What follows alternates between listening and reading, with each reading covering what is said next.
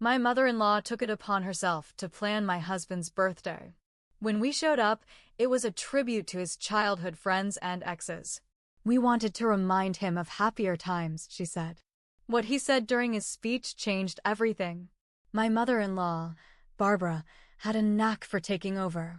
Living in Chicago, she was always around, offering unsolicited advice and dropping by unannounced. But when she decided to plan my husband Mark's 35th birthday party without telling me, it felt like a step too far. I found out about the party through a group text Barbara sent to friends and family. Surprise party for Mark. This Saturday at 7 p.m. at Lakeside Banquet Hall, the message read. I was stunned. Not only had she taken over the planning, but she hadn't even mentioned it to me. Trying to keep the peace, I decided to go along with it. Mark, ever the peacemaker, sighed when I told him but agreed to attend. When we arrived at the banquet hall, the first thing I noticed was a large banner that read, Happy Birthday, Mark. A trip down memory lane. The walls were covered with photos from Mark's past, childhood snapshots, high school moments, and college days.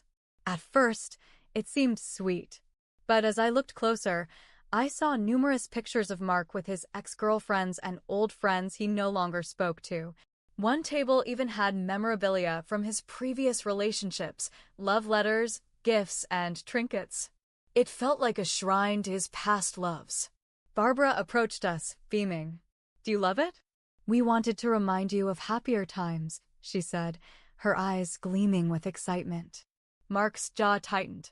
He glanced at me, his eyes filled with a mix of anger and embarrassment. Taking a deep breath, he walked to the center of the room where a microphone stood. He tapped it, and the room fell silent. Thank you all for coming tonight, Mark began, his voice steady but firm. I appreciate the effort put into this event. However, I need to address something. He paused, scanning the room. While I cherish my past and the experiences that have shaped me, I've moved forward. I'm grateful for my life now, especially for my wife, who has been my rock and partner in every sense. He looked at me, squeezing my hand. Turning to his mother, he continued, Mom, I know you meant well, but this party doesn't reflect who I am today.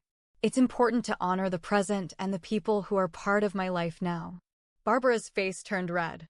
I was only trying to do something nice, she muttered. Mark nodded. I understand, but moving forward, please consult me before planning such events. The room was thick with tension. Some guests shifted uncomfortably, while others nodded in agreement. Mark's old friends and exes looked particularly awkward. After that night, boundaries were firmly established. Barbara became more cautious about involving herself in our affairs without permission. It was a turning point in our relationship with her, one that emphasized the importance of respecting our autonomy as a couple. Reflecting on it now, I realize how crucial it was for Mark to stand up that day. It not only set the tone for our future interactions with Barbara, but also reinforced our unity as husband and wife. Family dynamics can be challenging, especially when dealing with overbearing relatives. But asserting boundaries and communicating openly can lead to healthier relationships and mutual respect. After that night, things were quiet. Too quiet. Barbara didn't say much in the days that followed the party. She didn't call, didn't show up like she usually did. At first, I thought maybe the message had finally landed. Maybe she got it. But nope. About 2 weeks later, she invited us over for dinner. Mark was hesitant, but he said, let's just go, keep things civil. I didn't argue. I wish I had. When we walked into her house, it felt off. The lights were low, candles on the table, and soft jazz playing in the background like we were at some strange date night restaurant. And then I saw them. Seated around the table were 4 of Mark's old high school friends, including Tina. Tina wasn't just any ex. She was the one Barbara had always liked, the perfect one. She never stopped mentioning, even years after we were married. Oh! Surprise! Barbara said, walking out of the kitchen, wiping her hands on a floral apron like we were in some sitcom. I thought it would be fun to reconnect. Mark's face froze. I felt my stomach drop. Tina was in town, Barbara added, and I just thought, well, you kids had such a spark back then. I couldn't believe what I was hearing. Mark stayed calm. He always did. But I could see his jaw clenching. We sat down for dinner. It was quiet at first. Then Tina started in. Remember when we all went to Lake Geneva and you made us paddle all the way to the island? She laughed. God, I miss those times. Barbara nodded enthusiastically. So full of life back then. Mark looked at me. I gave him the smallest nod. Say it. Say something. He put down his fork. You're right. I was full of life. I also made a lot of dumb choices. Not everything from the past deserves a reunion tour. Tina blinked. Wow. Okay. Barbara laughed awkwardly. Mark, really? It's just dinner. No, it's not, he said. This is just another one of your setups. She went quiet. Mark pushed back from the table. We're leaving. But that wasn't the end of it. A week later, I found out from a mutual friend that Barbara had been telling people I was controlling, that I was pulling Mark away from his family, that I was the reason he didn't see his friends anymore. She was poisoning the well, one phone call at a time. Even worse, she told Mark's cousin that I never liked his family anyway. A total lie. I had tried so hard to be part of them. So I told Mark everything. Every rumor I'd heard. Every person who had pulled me aside to ask, is everything okay between you and Barb? And then something I didn't expect happened. Mark sat down. He looked more tired than I'd ever seen him. I think my mom's trying to sabotage our marriage, he said. That hit me hard. Not because I didn't already suspect it, but because he finally said it out loud. I thought maybe we'd seen the worst. I was wrong. 3 days later, a letter arrived. Handwritten. Pages and pages. It was from Barbara. A guilt trip wrapped in a monologue. She called me a thief of time, accused me of stealing her son's loyalty, said I had turned him into a stranger she no longer recognized. I didn't respond. But Mark did. He mailed it back with one sentence added at the bottom, I'm not yours to control anymore. A few days after Mark sent the letter back, everything went quiet again. Too quiet. But if I'd learned anything by now, it was that with Barbara, silence didn't mean surrender. It meant she was planning. And yeah, she was. One morning, Mark got a call from his job's HR department. They were just following up on a concern. A concern? Apparently, someone had sent an anonymous email claiming Mark was emotionally unstable and under pressure at home. The message hinted at a family situation affecting his judgment at work. The phrasing was careful, but clearly personal. Mark was furious. Only one person would pull this, he said. Only one person even knows enough to word it like that. He confronted her. She denied it, of course. Said she was shocked someone would say such horrible things about her son. He didn't believe her. But here's the thing. Barbara didn't stop there. She changed tactics. Out of nowhere, she started posting old pictures of Mark on Facebook. Him and Tina. Him and his old high school friends. Pictures that had no business showing up now. Captions like, the good old days. Before things changed. Or, back when he smiled more. It was petty. But it worked. People started messaging Mark. Asking if he was okay. If I was okay. If we were going through something. It messed with his head. Made him second-guess everything. And then it got worse. Barbara showed up at his office. Uninvited. Walked right into the lobby with a Tupperware of his favorite casserole like it was 2005 and he still lived at home. Told the receptionist she was dropping off something for her baby. He had to walk her out in front of coworkers.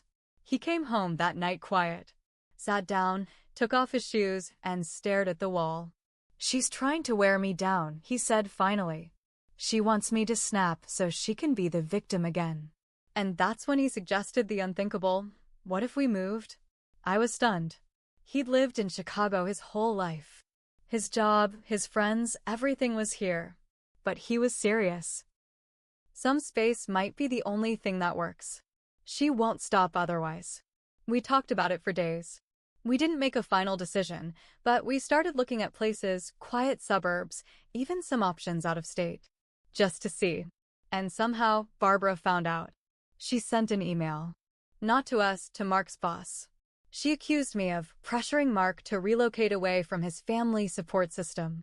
She claimed I was interfering with his career growth for selfish reasons. That was it. Mark didn't just get angry. He got cold. Like stone. He took the email, printed it out, and scheduled a meeting with HR himself. Showed them everything. Explained everything. Put it all on the table. Then he blocked her. Phone. Email.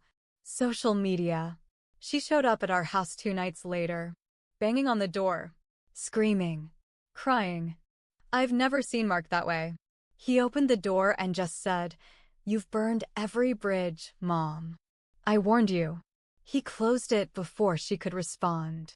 And the very next morning, we got a letter in the mail. It was from Barbara's lawyer. So yeah, a lawyer. We opened the envelope in total silence. I already knew it wasn't going to be good, but I wasn't prepared for how bad it actually was. Barbara was threatening to file for grandparent visitation rights. We didn't even have kids. In her mind, she was preemptively setting up for a custody situation.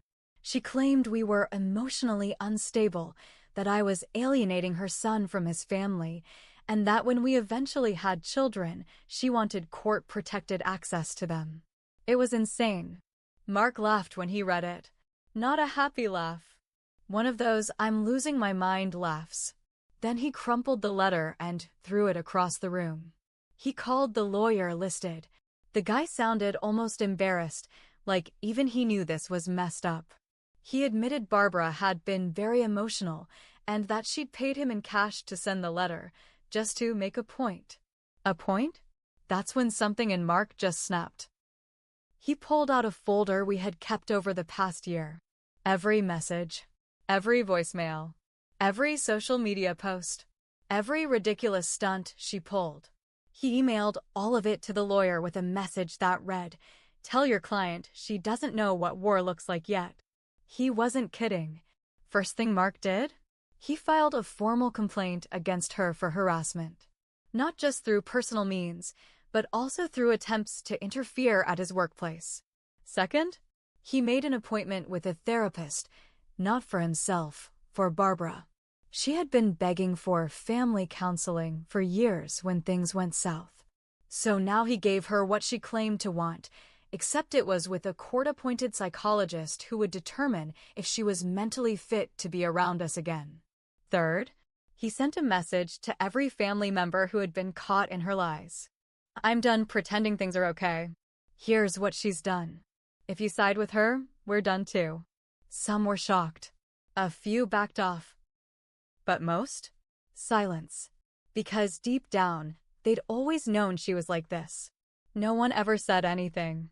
No one wanted to deal with her rage. I'll admit something here. I made mistakes too. I let things slide too many times. I smiled when I should have said, no. I told myself to be polite, to keep peace, to not start drama. But by keeping quiet, I gave her space to keep going. I enabled her, even when it hurt me. So I wrote her a letter too. Not emotional. Not angry. Just facts. You treated me like a rival. Like I was something you had to beat. You never saw me as part of your son's life, only a threat. You never asked what we wanted, only pushed your own version of family. That's over now. I will not apologize for protecting my marriage from you. We mailed it. Certified. She never responded. That was the last time we heard from Barbara. Mark and I ended up moving not far, just far enough. We bought a house in a quiet suburb where her car had never been and hopefully never will be. The truth is, people always tell you family is everything. But sometimes, family is where the deepest wounds come from. And sometimes, the most loving thing you can do is walk away. Not for revenge. Not for drama. But for peace. We haven't spoken to Barbara in over a year now. No surprise visits. No calls. Nothing. Mark still keeps that crumpled letter in his desk drawer, the one from her lawyer. He says it reminds him what we survived. And me? I just keep living my life, grateful we finally chose each other over the chaos. No more old photos. No more fake dinners. No more war. Just peace, the kind we fought for. The kind we earned.